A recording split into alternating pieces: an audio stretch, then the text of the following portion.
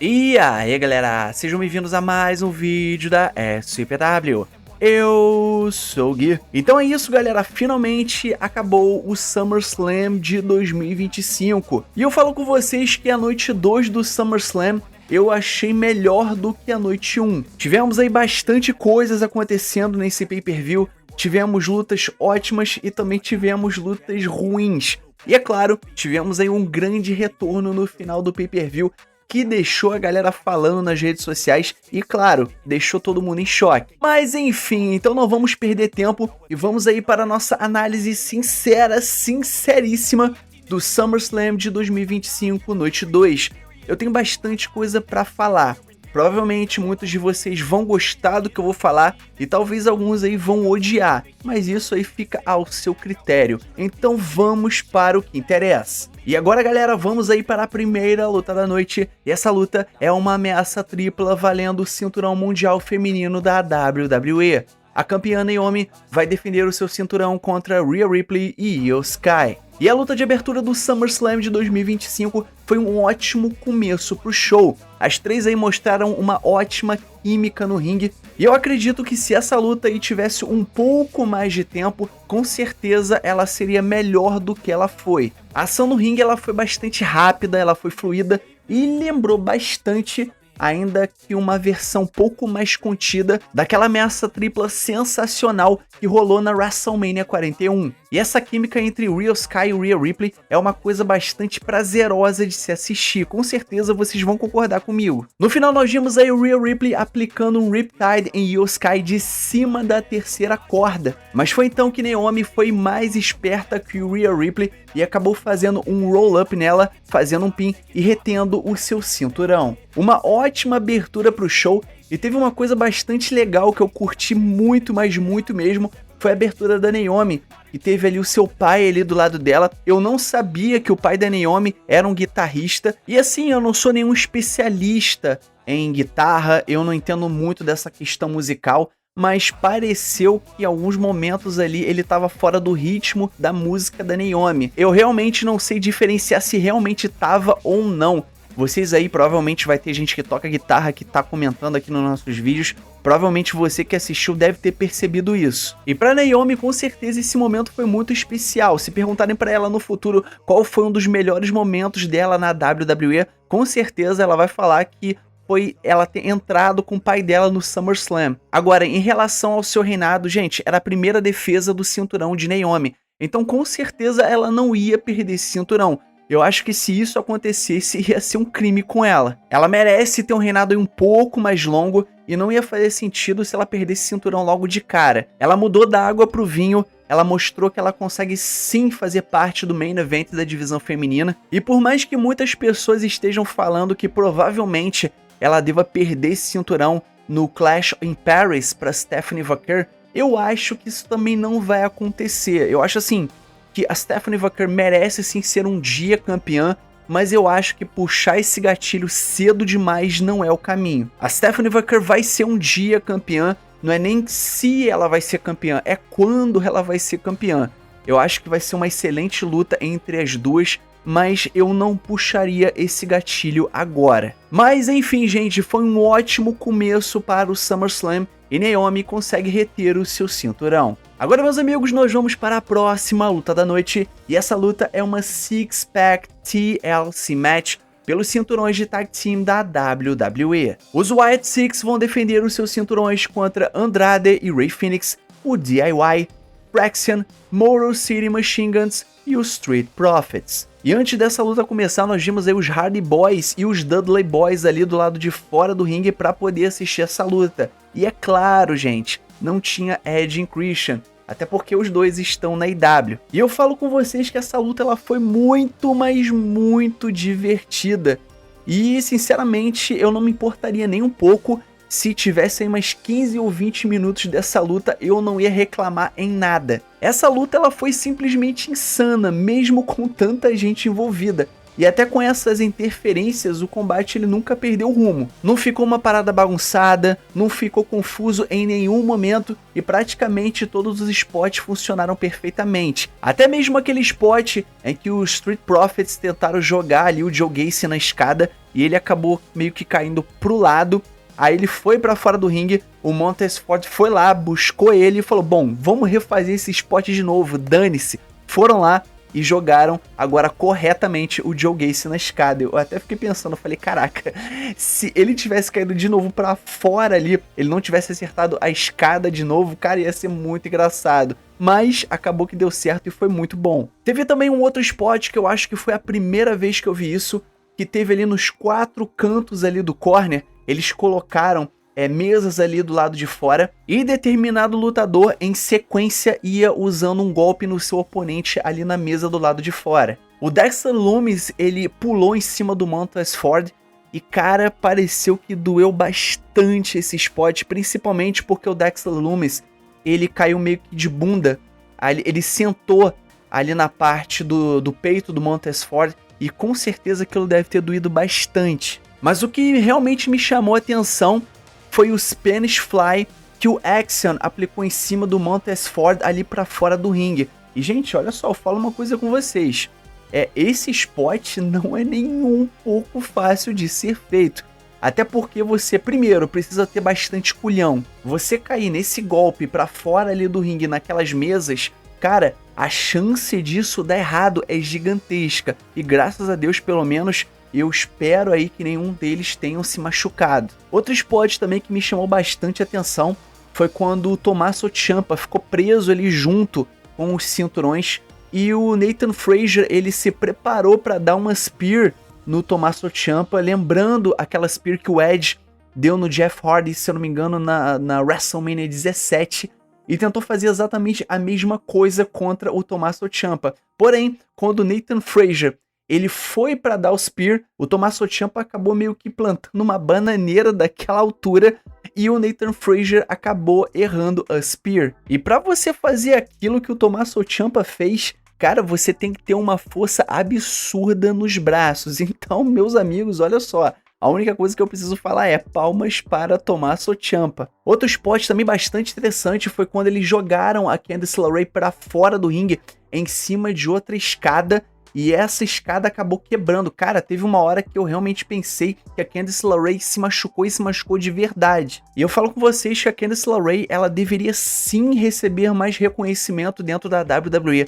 Porque o que ela fez não é pra qualquer um. Essa mulher é durona e durona pra caceta. E talvez a única reclamação que eu tenha pra fazer em relação a essa luta é que os Motor City Machine Guns apareceram muito pouco. Não sei por que isso, mas enfim.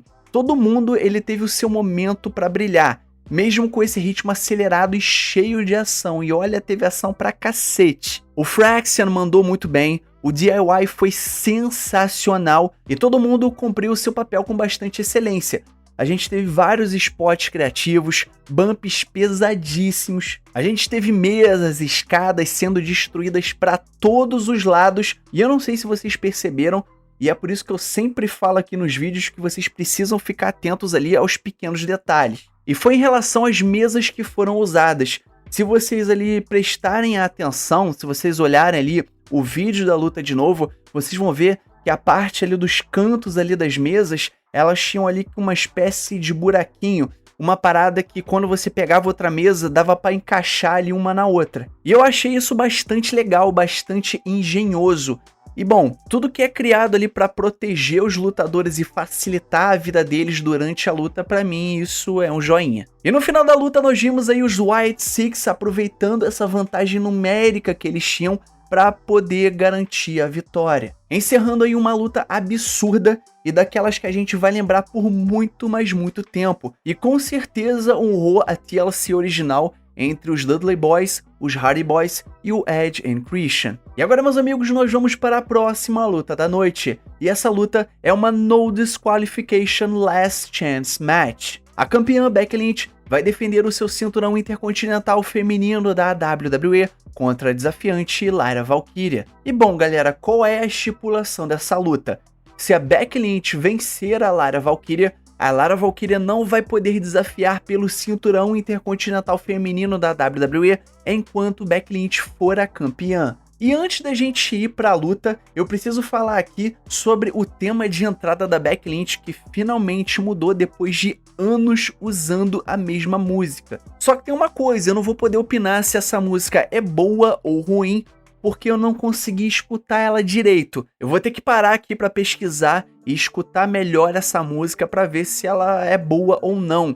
E a única coisa que eu consegui pesquisar sobre essa música de entrada, essa nova música de entrada da Becky Lynch, é que ela não pertence a Def Rebel. Aí eu levantei as mãos pro céu e falei assim, graças a Deus! Então provavelmente a música deve ser boa. A Becky é uma heel, ela sim precisa de uma música de entrada nova.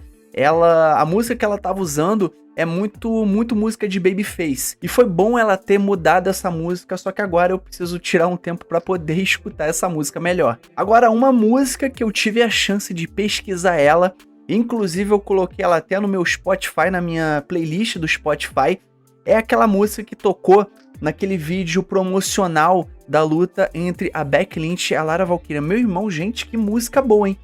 Eu acho que vocês devem escutar essa música, acho que vocês vão gostar bastante. Eu até peguei o nome dela aqui, se vocês quiserem depois pesquisar sobre. O nome da música é Greeds, da banda Royal Lean. Da banda, da cantora, eu não sei direito dizer se é só uma cantora ou se é uma banda.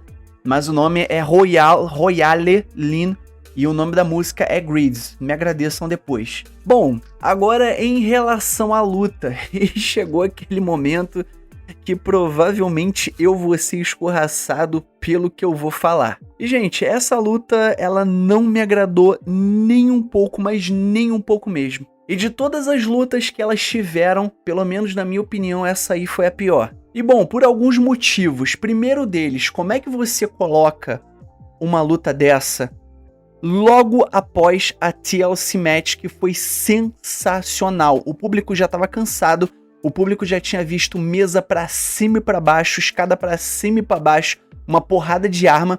Aí você coloca uma outra luta com estipulação pra poder praticamente ferrar essas duas mulheres. E outra coisa que eu não consegui entender foi por que bulhufas o Triple H resolveu colocar todas as lutas com estipulação pra noite 2 do SummerSlam. Se vocês pararem pra ver o card, nenhuma luta, vou repetir, nenhuma luta com estipulação foi adicionada para noite 1.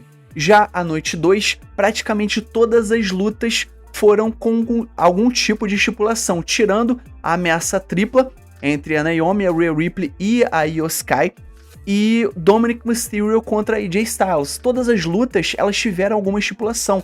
Essa noite 2 do SummerSlam pareceu um Extreme Rules, porque todas as lutas aí, uma Steel Cage Match, uma No Disqualification, uma TLC e uma Street Fight. Eu queria entender qual foi o gênio que resolveu colocar todas essas lutas pra noite 2.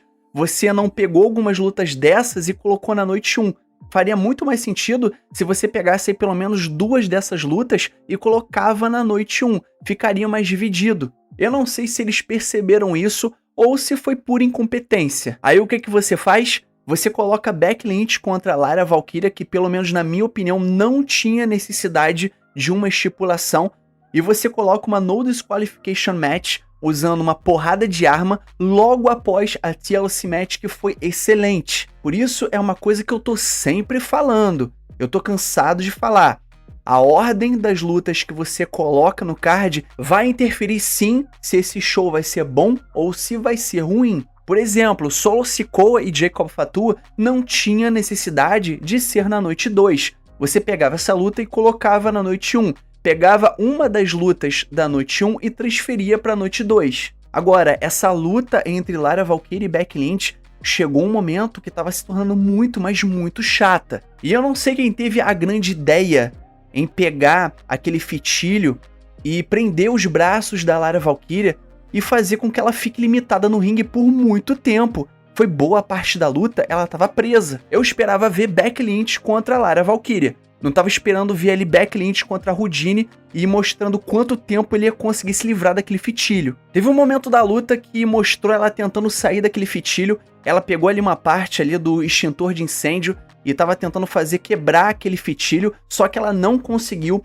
a câmera tava mostrando e caraca, aquilo tava me dando agonia. Ela viu que não ia dar certo aquilo, o que ela fez? Foi pra debaixo do ringue. E eu não sei se vocês sabem, tem sempre alguém ali debaixo do ringue se acontecer alguma merda, se acontecer alguma coisa. Aí o que ela fez? Ela foi pra baixo do ringue, provavelmente pediu pra alguém ali cortar aquele fitilho pra ela, e foi assim que ela conseguiu voltar pra luta. Eu falei, Jesus, graças a Deus. Aí quem me aparece na luta pra poder ajudar a Lara Valkyria? Bayley. Parecia ali que em algum momento a Becky Lynch ia conseguir convencer a Bayley a atacar a Lara Valkyria, só que isso não funcionou. E no final nós vimos ali a Bayley acertando a cara da Lara Valkyria, garantindo a vitória aí para a Becky Lynch e retendo o seu cinturão intercontinental. E eu não sei se vocês perceberam, mas parecia que a Bayley ia salvar ali a Lara Valkyria novamente, ia quebrar o pin da Becky Lynch, mas acabou que ela meio que deu uma hesitada.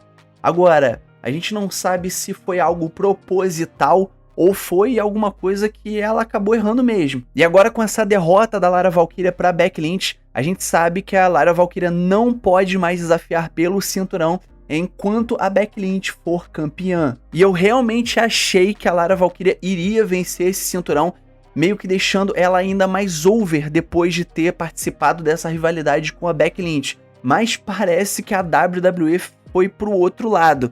E agora quem parece que vai desafiar a Becky Lynch pelo cinturão deve ser a Bayley. Agora eu tô realmente curioso para saber o que a WWE vai fazer com a Lara Valkyria se resolveram não entregar esse cinturão para ela. Qual que vai ser a posição dela nessa rivalidade ou se ela vai ser movida para alguma outra coisa. Então resta a gente ver os shows semanais e descobrir o que vai acontecer. Então é isso, Becky Lynch continua a campeã intercontinental feminina da WWE. E agora galera, nossa próxima luta da noite é uma Steel Cage Match pelo cinturão dos Estados Unidos. O campeão Solo Sikoa vai defender o seu cinturão contra o desafiante Jacob Fatu. Ai meu Deus do céu, Jesus Cristo. Agora nós vamos de uma merda pra outra. E bom, gente, essa na minha opinião foi a pior luta da noite. E gente, eu não sei vocês, mas essa situação entre Solo Sikoa, Jacob Fatu, Bloodline, MFTs, como você quiser falar, ela meio que já tá começando a ficar irritante. Tipo, irritante nível Death Riders da IW, irritante. E a parte toda da narrativa dessa luta, ela foi frustrante, foi previsível. E, gente, sinceramente, ninguém tá mais aguentando essa história do Solo Sikoa com o Jacob Fatu, com os MFTs, a Bloodline. Cara, pelo amor de Deus, alguém move o Jacob Fatu pra outro lugar. Não tá dando mais. Eu tô de saco cheio. Essa luta não me empolgou e eu acho que também não empolgou ninguém naquela arena e ninguém que tava assistindo. E eu quero que vocês entendam aqui uma coisa comigo.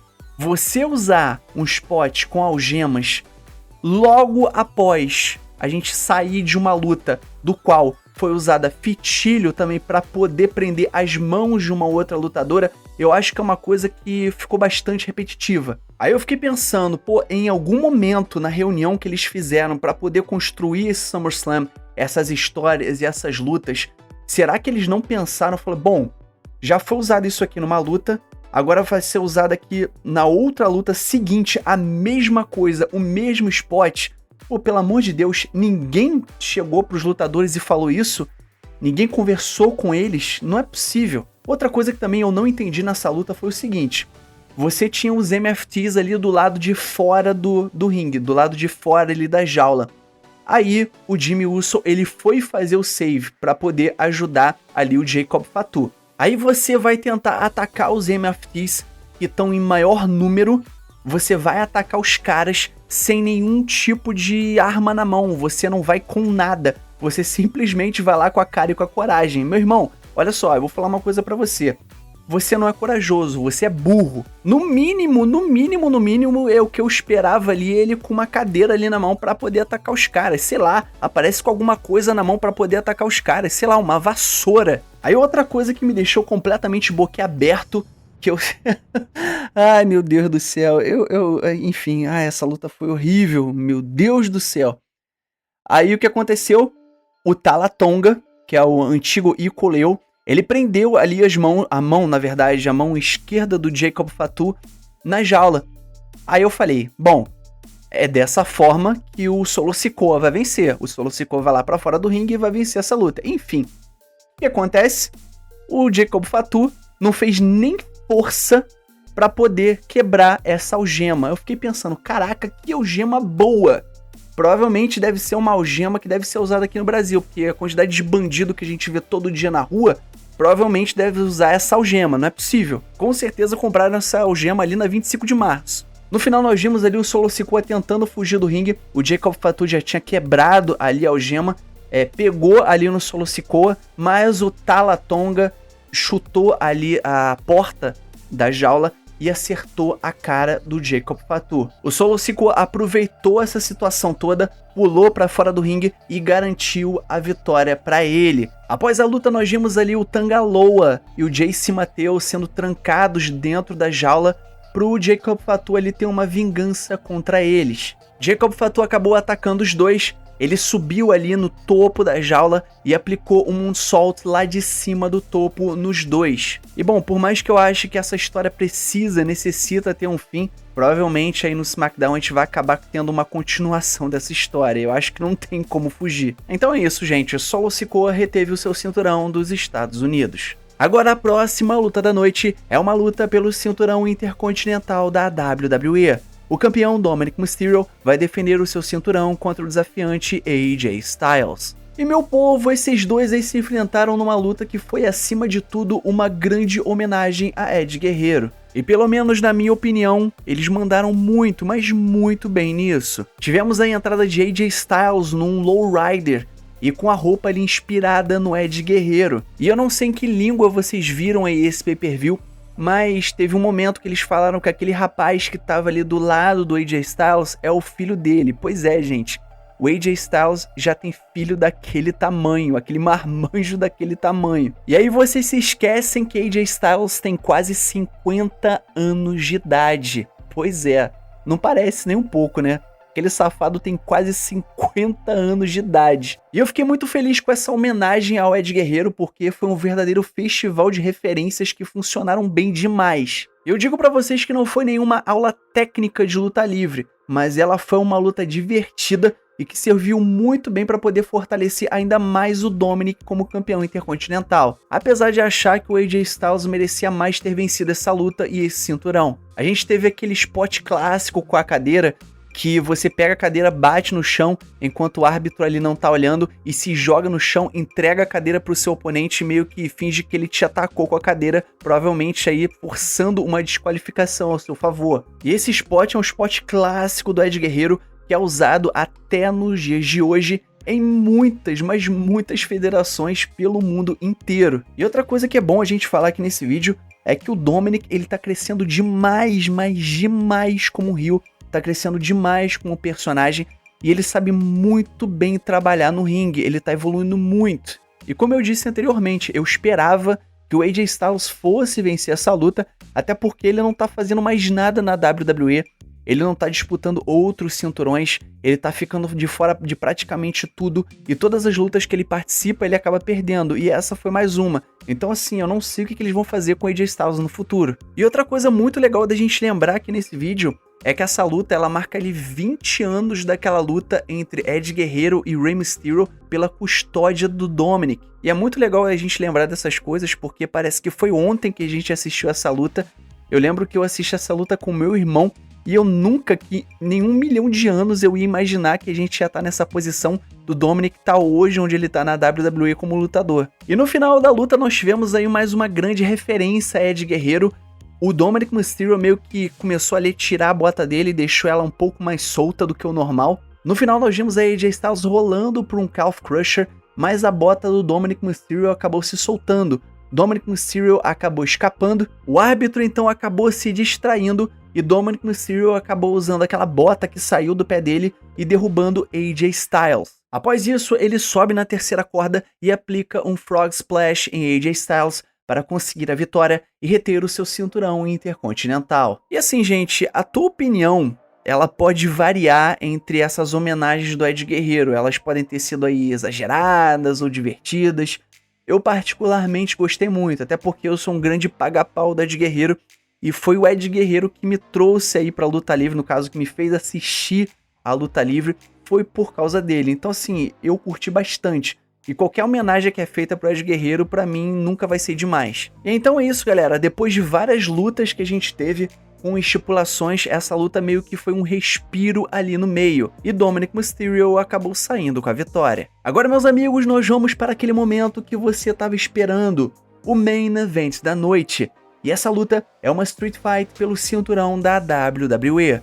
O campeão, John Cena, vai defender o seu cinturão contra o desafiante Cody Rhodes. E galera, John Cena e o Cody Rhodes fecharam o SummerSlam com um clássico de verdade. E eu não sei o que o John Cena tomou, eu não sei o que transformou ele, porque ele é um Cena completamente mudado. Eu não tô falando em relação a personagem. Se você comparar as lutas, essa luta do SummerSlam, em relação à luta da WrestleMania, mudou completamente da água pro vinho. A luta da WrestleMania, a luta da WrestleMania 41 foi uma verdadeira merda, foi cagado, foi horrível, foi um dos piores main events que eu já vi na minha vida. Agora, essa luta do SummerSlam foi uma coisa insana, foi clássico, foi lindo, foi maravilhoso. Esse Cena voltando do nada pra Babyface. Quando você viu o SmackDown, o John Cena ele turnou assim de uma hora pra outra. Bom, agora eu sou Babyface de novo. Beleza, ok. Quando eu olhei o SmackDown, falei, bacana. Agora você é um Babyface de novo, ok. Me pegou desprevenido? Eu achei que isso poderia acontecer num pay-per-view em algum outro momento? Sim. Não achei que isso ia acontecer no SmackDown, mas aconteceu. Ele virou um Babyface. Agora tá parecendo um cara completamente diferente, tá parecendo mais revigorado e parecia até aquele John Cena no auge. E ele foi pra cima do Cody Rhodes com tudo que vocês podem imaginar nesse Street Fight. E, gente, foi muito divertido. E a única crítica que eu tenho pra fazer nessa luta é o excesso do uso de finalizadores, tanto do John Cena quanto do Cody Rhodes. Pelo menos, eu tenho uma opinião clara sobre a questão de um finalizador. Se você usa ela em excesso no ringue, você usa durante 5, 6, 7 vezes e o seu oponente sai todas as 7 vezes, cara, eu acho que chegou aquela hora de você trocar o teu finalizador, porque ele não tá dando certo. É algo simples de entender. Um finalizador, ele serve pra você finalizar a porra da luta. Não você usar ele spawnado a luta inteira, o tempo inteiro. Não adianta você fazer igual alguns shows indies, principalmente algumas lutas da IW, algumas não, várias lutas da IW, que vários lutadores usam uma porrada de finalizadores e o oponente sai em todas elas. A minha opinião é essa, que o teu finalizador, ele precisa ser protegido. Se você spawna o teu finalizador assim na luta e o teu oponente fica saindo, não adianta você usar ele, tá na hora de mudar. Mas enfim, gente, teve mesa quebrada, teve briga ali no meio do público, tanto o John Cena quanto o Cody Rhodes, eles fizeram de tudo nessa luta, tudo que vocês podem imaginar, e até parece, né, que eles quiseram aí compensar a merda que foi a WrestleMania 41. Pareciam que eles tinham aí alguma coisa pra provar, falar assim, bom, a gente foi super criticado no main event da WrestleMania 41, então a gente precisa mostrar serviço nessa luta. E agora eu pergunto pra vocês, vocês não acham que tanto o Cody Rhodes quanto o John Cena, eles não olham ali as redes sociais, eles não devem ter ficado chateados pra cacete quando eles olharam ali as críticas da luta deles ali na WrestleMania? Vocês acham mesmo que eles não ficaram chateados? Vocês acham mesmo que eles não foram pra essa luta falando assim, agora a gente vai colocar a casa abaixo? E foi exatamente isso que eles fizeram, e foi excelente a luta, foi ótima. E no final nós vimos ali Cody Rhodes aplicando um Cody Cutter em John Cena de cima da terceira corda em uma mesa que estava ali pronta no ringue. O John Cena até que tentou recuperar o fôlego, se apoiou nas cordas e teve aquele momento que a câmera ela deu uma focada no John Cena e o Cody Rhodes estava atrás dele. O Cody Rhodes fez aquele gesto, né, que o John Cena faz em respeito ali às tropas dos Estados Unidos, ao exército dos Estados Unidos. O Cody Rhodes, ele fez a mesma coisa, ele levantou a mão, fez esse gesto para o John Cena, um gesto de respeito, falando, bom, agora aqui acaba de vez. Cody Rhodes então aplica um Crossroads em John Cena e consegue a contagem de 3, vencendo a luta, e agora Cody Rhodes é 2 vezes campeão da WWE. Os dois se abraçam no ringue, o John Cena fala alguma coisa ali pro Cody Rhodes. O Cody Rhodes, você percebe ali que ele se emociona, que ele chora. E eu queria realmente ser uma mosquinha pra escutar o que o John Cena falou com o Cody Rhodes. E parecia uma coisa muito forte, que o Cody Rhodes ali, ele caiu no choro. E esse é o tipo daquele momento que vai assim marcar várias e várias gerações. Quando a gente lembrar desse tipo de luta, a gente vai lembrar desses momentos. Que o John Cena, ele passou a tocha pro Cody Rhodes pra agora falar, olha só, você agora é o rosto da companhia. Você é o cara que vai comandar essa companhia daqui pra frente. E essa luta, gente, ela foi um verdadeiro clássico. Foi algo muito, mas muito foda de se ver, principalmente o final dos dois se abraçando. E é o tipo de coisa que, assim, me marca bastante quando eu assisto luta livre. E é o tipo de coisa que me faz voltar a assistir luta livre. É o tipo de coisa que me faz ser um fã de luta livre. Foi maravilhoso, foi magnífico, foi genial. E como eu falei com vocês, essa luta é exatamente a luta que deveria ter sido na WrestleMania 41. Então assim, quando eu for lembrar de Cody Rhodes contra John Cena, é essa imagem que eu quero ter na minha cabeça e é essa luta que eu vou lembrar. O resto pra mim que se dane. Mas aí, gente, quando todo mundo achou que estavam ali prestes a descer as cortinas, o show tava prestes a acabar, tava tudo muito bonito, tudo muito legal, o John Cena sendo homenageado, o Cody Rhodes tinha acabado de sair do ringue, e o John Cena ficou sozinho ali no ringue, quando de repente a gente escuta aquela boa e velha música de entrada de ninguém menos que Brock Lesnar. Aí quando eu vi o Brock Lesnar aparecer, eu falei, rapaz, eles tiveram a coragem de trazer o Brock Lesnar de volta. E o Lesnar levou o tempo que ele precisou, demorou até bastante tempo para chegar ali perto do ringue. Ele tirou a jaqueta, ele tirou ali o seu chapéu, subiu no ringue e o que ele fez? Atacou o John Cena com F5, encerrando assim o SummerSlam de 2025. Então, gente, agora chegou aquele momento que muitos de vocês provavelmente não vão gostar do que eu tenho pra falar, mas dane-se, eu vou falar mesmo assim. E bom, quando o Brock Lesnar apareceu, causou aquele choque instantâneo, até porque, querendo ou não, é o Brock Lesnar. O Brock Lesnar não aparece na WWE desde 2023, no SummerSlam de 2023. Então, olha o tempo que ele tá longe da WWE. E é claro, gente, tem um motivo. Teve toda essa situação que aconteceu com o Vince McMahon, que ele pagou uma funcionária da WWE pra ter aquelas relações sexuais que ele teve com aquela mulher. E o Brock Lesnar, ele foi citado nesse processo, tá? E foi por causa disso que ele acabou sendo afastado da WWE por esse tempo todo. Então aí você resolve entrar nas redes sociais, aí, como eu faço sempre, eu olho os comentários de outras páginas, de pessoas falando sobre o assunto, e muita gente começou a falar uma porrada de coisa na internet, muito chororô pra cima e pra baixo, sobre essa volta do Brock Lesnar. Então assim, gente, eu quero que vocês pensem bem, eu quero que vocês usem aí a cabeça de vocês. Vocês acham mesmo que a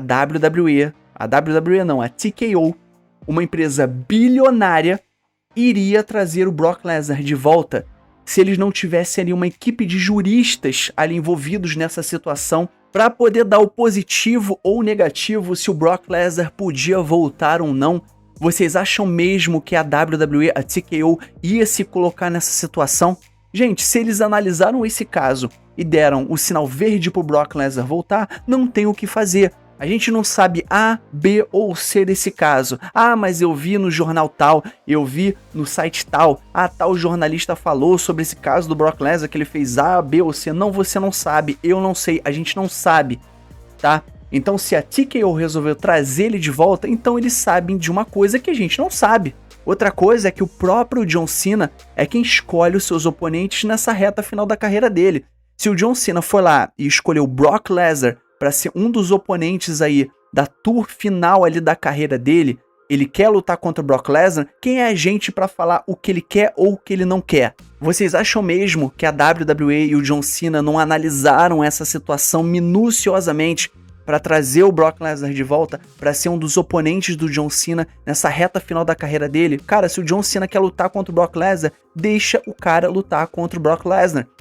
O John Cena, ele chegou num ponto que ele pode fazer o que ele bem entender. O Cena, ele mereceu estar nessa posição dele poder escolher com quem ele vai lutar. Não são todos os lutadores que têm esse privilégio.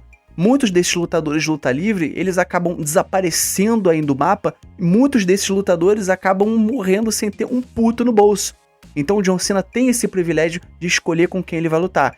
Se ele escolheu o Brock Lesnar, se trouxeram de volta o Brock Lesnar, se viram que tava tudo ok pra ele voltar, é isso, gente. Aceitem, não tem o que falar, não tem o que a gente fazer. Aí você me pergunta, Gui, você é a favor do Brock Lesnar voltar pra WWE? Aí eu respondo pra você, não. Não tem necessidade, não tinha necessidade de trazer o Brock Lesnar de volta. Mas se o John Cena escolheu o Brock Lesnar pra voltar, pra ser um dos oponentes dele nessa reta final, isso é uma escolha do Cena. Se você não concorda com isso, você ficou puto quando você viu o Brock Lesnar, falou, meu Deus do céu, como esse cara tá de volta à WWE, ele é isso, ele é A, ele é B, ele é C.